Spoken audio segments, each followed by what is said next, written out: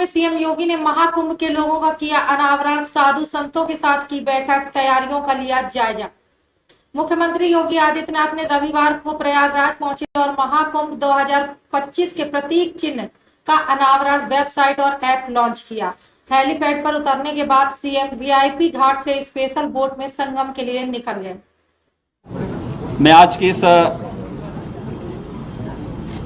Media briefing में आप सबका स्वागत करता हूं।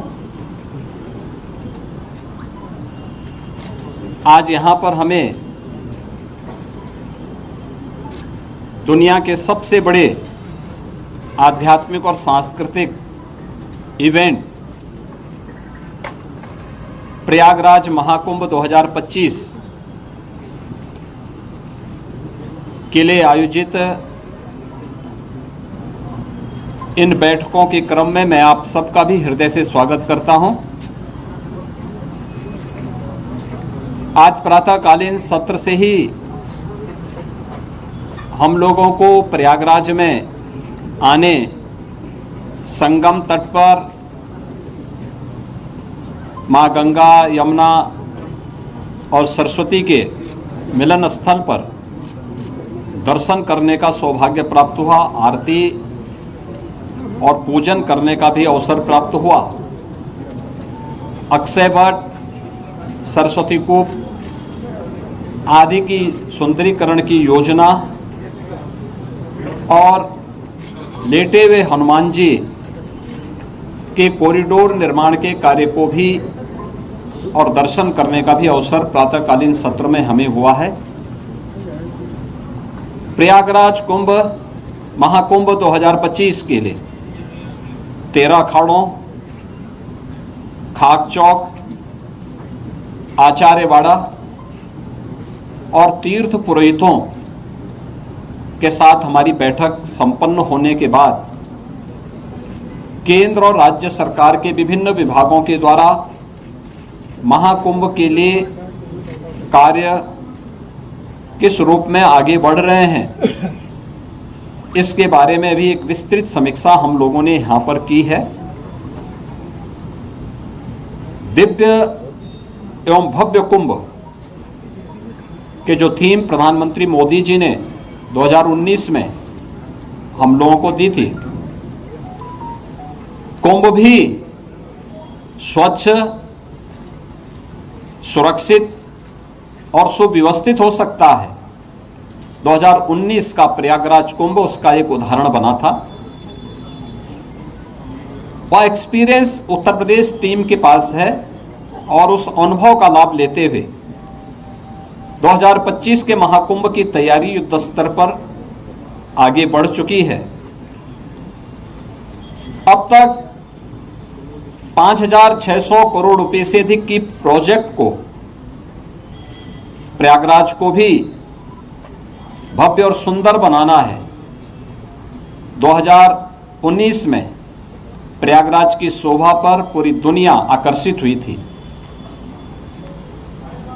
लगभग 24 करोड़ श्रद्धालु जनों ने प्रयागराज आकर के संगम में स्नान किया था और इतने बड़े आध्यात्मिक और सांस्कृतिक आयोजन में सहभागी बने थे।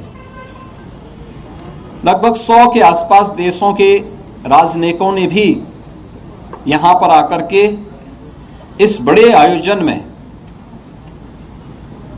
भागीदार बनकर के भारत की आध्यात्मिक और समृद्ध सांस्कृतिक परंपराओं का अवलोकन करने का उन्हें भी अवसर प्राप्त हुआ था।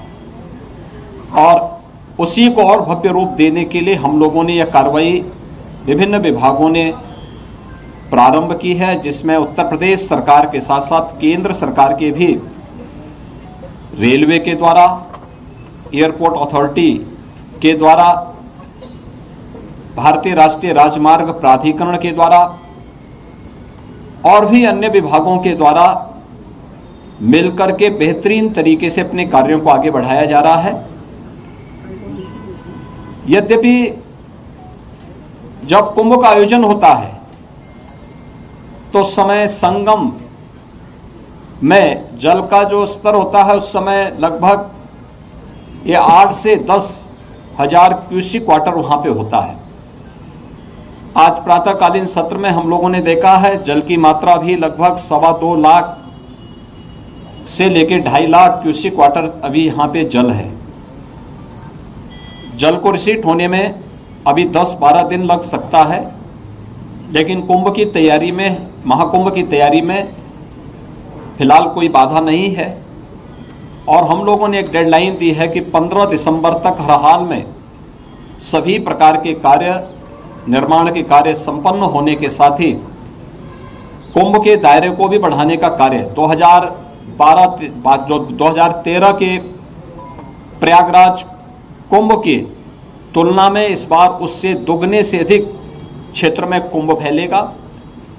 हमारा प्रयास होगा कि पीक डे के दिन जो मुख्य पर्व हैं, पौष पूर्णिमा 13 जनवरी से लेकर के और महाशिवरात्रि 26 फरवरी तक, ये जो अलग अलग पर्व पड़ेंगे, जिसमें पौष पूर्णिमा है, मकर संक्रांति है, मौनी अमावस्या है, बसंत पंचमी है, माघी पूर्णिमा है और शिवरात्रि है। इन 6 प्रमुख त्योहार जो स्नान होंगे, पर्व और त्योहार पड़ेंगे, पीक डे के दिन छोड़ करके शेष अन्य दिनों पर किसी भी श्रद्धालु को 1 किलोमीटर से अधिक पैदल न चलना पड़े। 7,000 से अधिक परिवहन निगम की बसेज, शटल बसेज यहाँ पे सेवा के लिए लगाई जाएंगी, इलेक्ट्रिक बसेज लगाई जाएंगी और भी व्यवस्था यहाँ पर हम लोग देने का कार्य कर रहे हैं। प्रयागराज महाकुंभ के बहाने एक भव्य और दिव्य रूप में देखने को मिलेगा। सुरक्षा के लिए भी बेहतरीन तैयारियां की जा रही हैं। आर्टिफिशियल इंटेलिजेंस के टूल्स का भी इस्तेमाल किया जा रहा है और कहीं भी किसी भी प्रकार की कोई असुविधा नहीं होगी। जीरो प्लास्टिक के लक्ष्य को लेकर के प्रयागराज कुंभ को हम लेकर के चले हैं। जीरो लिक्विड डिस्चार्ज, किसी भी प्रकार का सॉलिड या लिक्विड डिस्चार्ज मां गंगा और यमुना में उस दौरान न हो, इसकी तैयारी। और जितने भी ड्रेनेज सीवर हैं, ये सब तब तक टेप हो चुके होंगे या एसटीएफ में इन्हें डाइवर्ट करके या बायो रेमेडिएशन की पद्धति के माध्यम से हम उसे शुद्धिकरण से ही उससे डिस्चार्ज करेंगे।